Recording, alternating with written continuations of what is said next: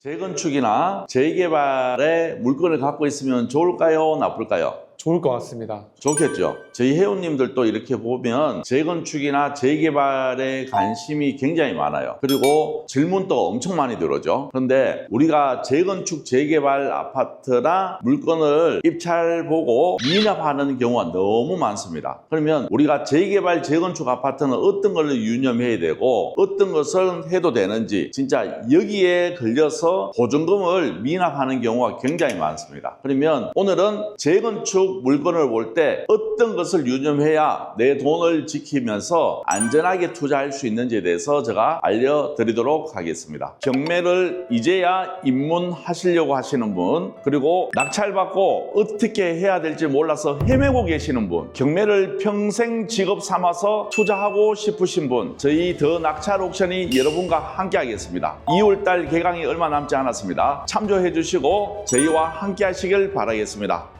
사건번호 한번 봅시다. 자, 여기는 송파구에 있는 잠실 우성 아파트입니다. 어이구, 우성 아파트만 갖고 오면 있어도 엄청나겠죠? 네. 보시는 것처럼 대지권 13평에 건물 면적 24.54고 감정가는 14억인데 3차까지 유찰되어서 9억 1,500까지 유찰되는 물건입니다. 연식은 98년식이고 물건 비교해 보시면 본급 물건은 현재 재건축을 진행하고 있으며 채무자와 소유자는 재건축 조합원이지만 본건 부동산을 취득하는 매수인은 조합원 지위승계 취득이 불가하다. 여기처럼 친절하게 나와 있으면 너무 좋은데 이렇지 않은 물건들이 대부분입니다. 그래서 이런 부분을 우리가 잘 봐야 된다. 그러면 왜 이런 일이 생겼는지에 대해서 보도록 할게요. 말소 기준은 2007년 9월 4일이고 전입은 2022년. 그러면 대항력이 있어요? 없어요? 없습니다. 자, 그러면 권리상에도 문제 없고, 그런데 왜 조합원 지위 승계가 안 되는지에 대해서 제가 한번 설명을 해드리도록 하겠습니다. 하지만 그 설명하기 전에 여기 우성 아파트가 어디에 있고 어떤 재건축을 진행하려고 하는지에 대해서도 제가 알려드리도록 하겠습니다.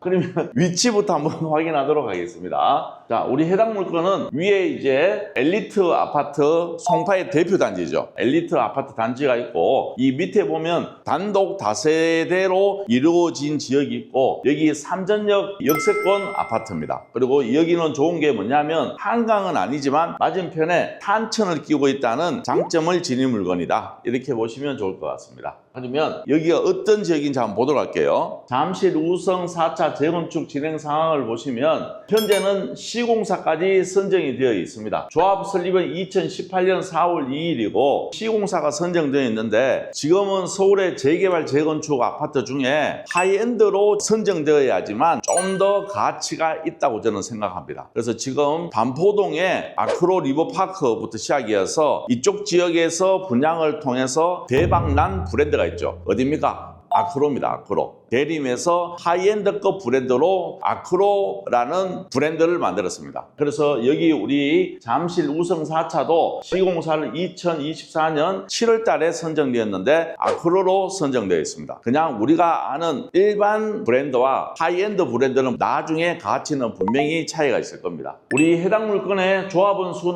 582병이고 세대 수는 825세대, 분양은 732세대고 임대는 93세대입니다. 그리고 우리가 재개발, 재건축을 볼 때는 뭘 봐야 되느냐면 도시 및 주거환경정비법을 봐야 돼요. 우리가 요 법령을 잘 이해를 하셔야지만 리스크 없는 투자를 할 수 있는데 5조에 보면 국가지방단체 및 금융기관에 대한 채무를 이행하지 못하여 재개발 사업, 재건축 사업의 토지 또는 건축물이 경매 또는 공매되는 경우 이렇게 나와 있습니다. 이 내용을 우리가 잘 이해가 안 될 때가 있어요. 이게 어떤 내용이냐면 투기과열지구 내에 있는 물건, 그러면 이제 송파구는 투기과열지구죠. 경매나 공매로 조합원 지위를 하려면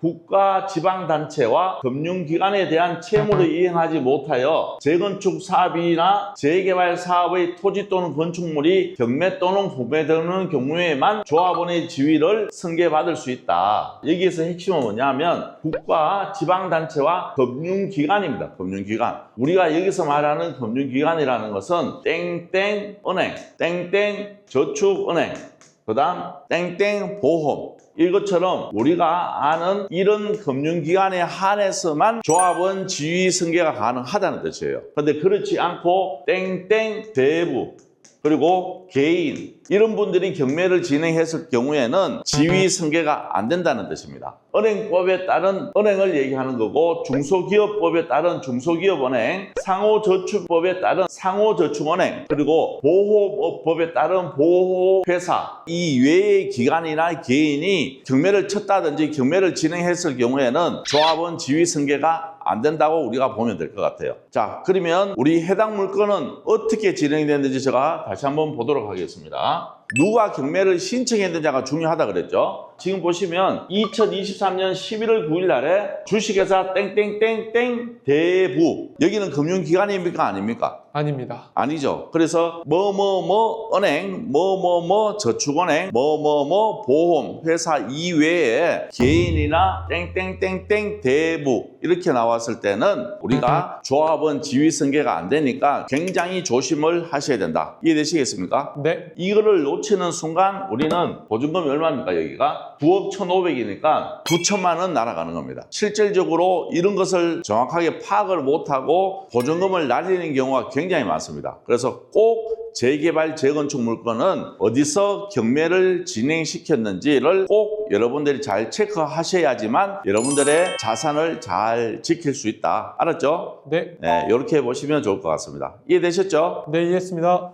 네.